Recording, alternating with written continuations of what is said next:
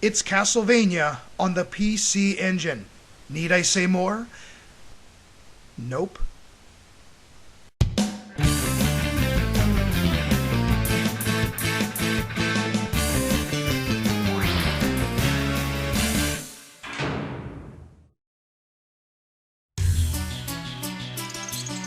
In 1993, Konami released another game in their popular Castlevania series called Dracula X Rondo of Blood. It was exclusively for the PC Engine and on the Super CD-ROM. Now, let's dim the lights, pop it into the Turbo Duo, and see how this game plays today as we prepare for some Vania Mania. After basking in the sheer nostalgic awesomeness of the Konami logo, we are treated to a long introductory sequence. Of course, I can't understand a word of it, but it's pretty sweet. According to Castlevania Dungeon Online, Dracula is resurrected, and by this point is pretty sick of the Belmonts. Seeking revenge against Richter, an heir to the Belmont family, he proceeds to capture Richter's girlfriend, which, if you knew anything about video games, is never a smart idea. As a result, Richter sets off to continue the family tradition of kicking some Dracula behind. After the introduction, you press run. Ooh, creepy.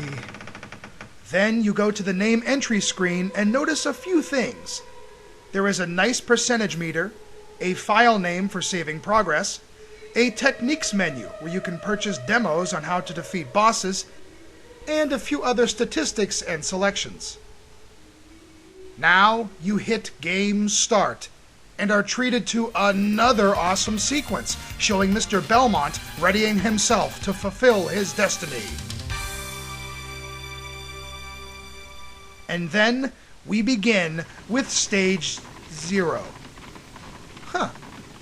It is almost a playable prologue to the game that you are about to play. And then...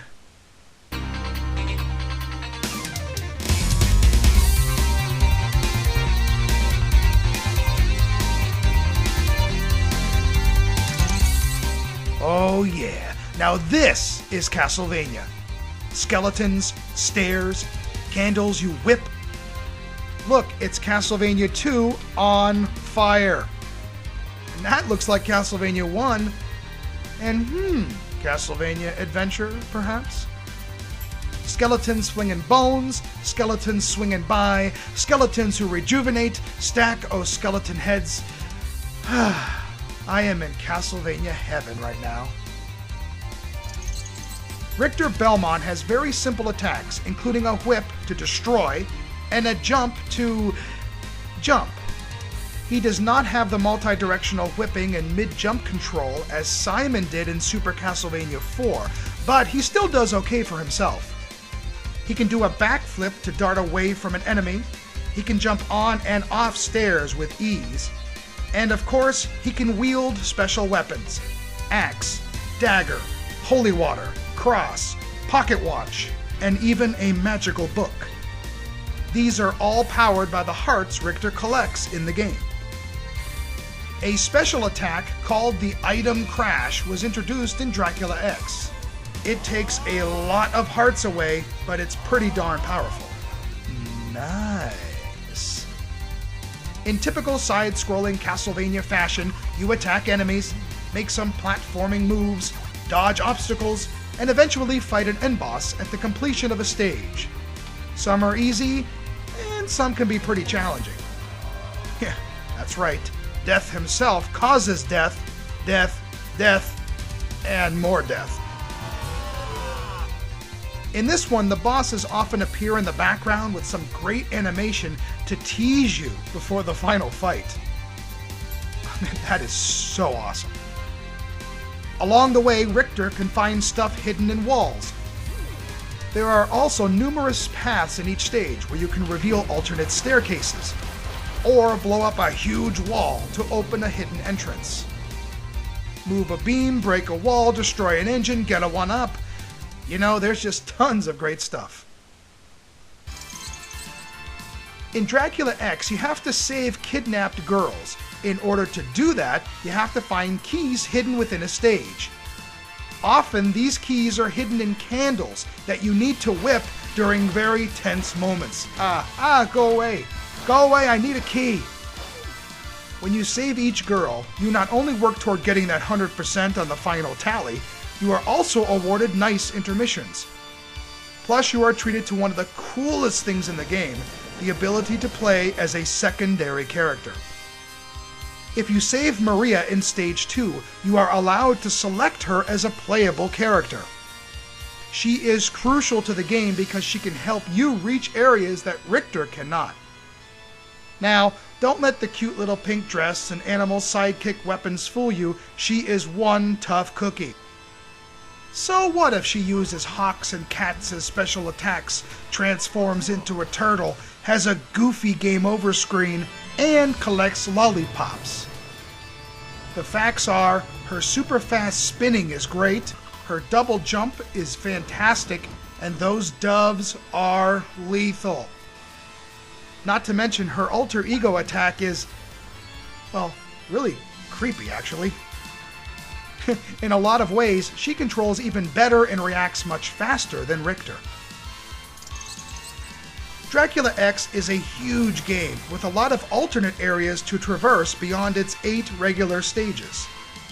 Finding all of the hidden prime areas is a nice challenge, and you won't get through everything in a single pass.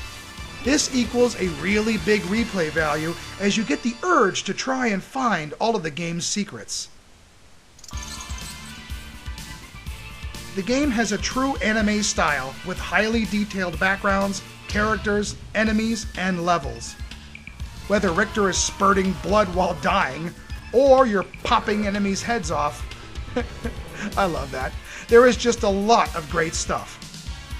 The term gorgeous comes to mind as everything remains colorful and bright. The atmosphere in the game is always spot on, and the multi-scrolling adds such wonderful dimension. In many ways, I think Dracula X is one of the nicest looking games on the PC Engine. The series is known for its amazing music, and in this release, for the first time, it was given the CD quality treatment. And it's pretty freaking awesome. There are several remixed classic themes, along with some amazing sprinkles of new. The sound effects themselves are great, from creepy drawbridges, to shattering glass, to the groans of end bosses. The sound package here is top notch. Now the controls can be a mixed bag for certain people. In a way, Richter moves exactly like his old school NES counterpart. At times it can feel a bit stiff, he gets knocked backwards, and you really have to time the whip to be accurate with the attacks.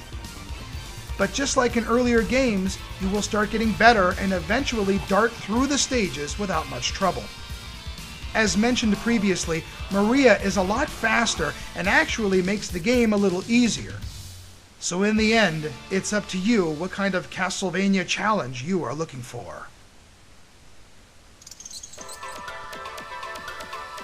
Without a doubt, as a kid especially, Castlevania was my favorite video game series of all time. So when I heard that a version on the PC Engine was coming out and not making it to America, I called everywhere in the early 90s begging for an import. Since I had the Super System card with my CD-ROM system, I could play the game, but I just couldn't find it. Well, I remained persistent, and after months and months of trying, it was finally mine. I loved this game from the very beginning. Not only did my underground newsletter from high school dedicate a whole issue to it, but I even created a VHS tape called The Dracula Excellent Master, where I took you through the entire game and showed how to get a 100% on the counter. And yeah, I narrated it and was really goofy. But you know what? My friends all wanted a copy because they didn't have a PC Engine. And honestly, they, along with myself, were all let down by the inferior Super Nintendo translation. Often considered the holy grail amongst Castlevania fans, this PC Engine classic has a great mixture of the new and the familiar. While not the most challenging in the series, Dracula X does have a high replay value that will bring you back in for more even after Dracula is burned to dust. You know what? There is so much more I could say about this one. The point of it all, if you haven't played it yet, get the PSP version, snag a PC Engine, do whatever you have to do to get a hold of one. Wait, what the? Oh. Hey there, good looking.